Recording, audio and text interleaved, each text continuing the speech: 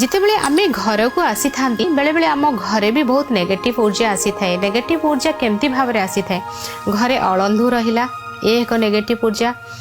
जितेबले आमे घर भीतर को आसते आम सहित जो ऊर्जा आसी थाए ताहा भी घर भीतर को आसते।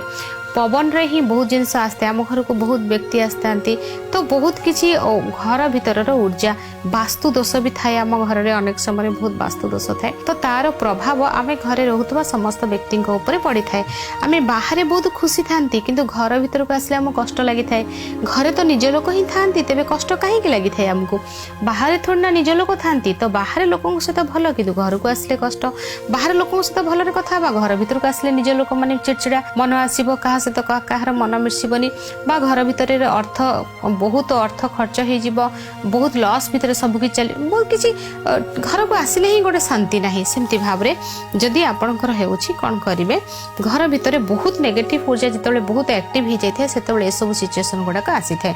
बेले बेले घरे संक्रांति होम करने निहाती जरूरी। प्रत्येक संक्रांति रे आपन जदि एमती होउची, प्रत्येक संक्रांति रे घरे होम करंतु। एवं ता सहित समुद्रर जो लुण रहा गुड़ा लुण जोटा टिके बड़ बड़ जो लुण आपणकर हाथ मुठारे आपण 4 मुठा नेबे। 4 मुठा नहीं आपणकर घरर 4 कोण निश्चय भाव में थिबो। पूरा टोटाल घर टाकू देखिदेबे 4 कोण, अग्नि कोण, वायु कोण, ईशान्य कोण, नैऋत्य कोण थिबो। तेणु आपण कोन करिवे, कौन सी कोण रे आग रख, सेमती नहीं कि कौ कोण रे फास्ट रखिबे, सेमती किछ नहीं। गोटे मुठाए लुण आपण सपोज वायु कोण रखिदेले, आउ गोटे मुठाए लुण आपण नैऋत्य कोण रखिबे, आउ मुठाए लुण आपण अग्नि कोण रखिबे, आउ मुठाए लुण आपण ईशान्य कोण रखिबे।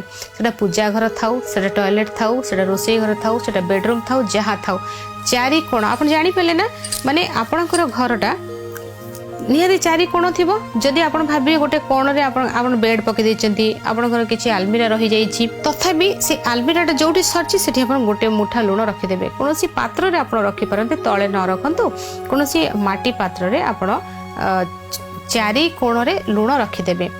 ई लुण को आपण अति कम रे 2 दिन रखि, बेसी दिन नुहे 2 दिन आपण लुण रखिदेला परे ए लुण को आपण ना टॉयलेट व्यवहार करें ना घर पोछरे को भाव फोपाड़ देवे। कारण से जो नेगेटिव ओराटा से लुण भीतर को आसी, तेणु ताको आपण घरे व्यवहार करेंगे ना। आपण ताको कौन करेंगे, 2 दिन रखिला परे एहाको संपूर्ण भाव में फिंगी देबे। मन रखु आपण जो खाद्य लुण खाऊ से नहीं, जो गोड़ा लुण, जो समुद्र लुण, जो बड़ बड़ साइज से लुणटा को आप 4 कोण रे रखिबे। इटा गला द्वितीय कथा। फास्ट कौन करेंगे, प्रत्येक संक्रांति रे होम करेंगे, तापरे आपण 4 कोण रे लुण रखिबे। तृतीय कथा होची, आपण को जतले घर पोछा सरुची, घर जितेबाला आपण पोछि दउचंती, घर पोछा सरीगला माने आपण साधा जल रे घर पोछि देले, तापरे आपण सामान्य लेंबू रस, तेंतुलीर रस एवं लुण पकाई घर को आउ थरे पोछि देबे। प्रत्येक दिन एटा करिवे। खट्टा जिनस एनर्जी राहु, तेणु बहुत राहुकर जो नेगेटिव ऊर्जा भी थाए सेटा हटि जाई थाए। मन रखु तेंतुलीर सामान्य तेंतुली रस एवं लुण एवं लेंबू ये आप घर को संपूर्ण भाव में आउ थे पोछि देवे। एवं ता सहित सेलेनाइट जो स्टोन रहिला, से जो सेलेनाइट स्टोन रे आपण कौन करेंगे, आपणकर घरर मुख्य द्वार धरी आंटी क्लॉक रे यहाको बुलाइबे। सेलेनाइट स्टोन आपणकर घरर मुख्य द्वार ठारू आंटी क्लॉक रे बुलाइबे। जेमती आपणकर घर एंट्रांस रे एटा हला क्लॉक, एटा होची आंटी क्लॉक, माने आपण राइट रु लेफ्ट को आसीबे।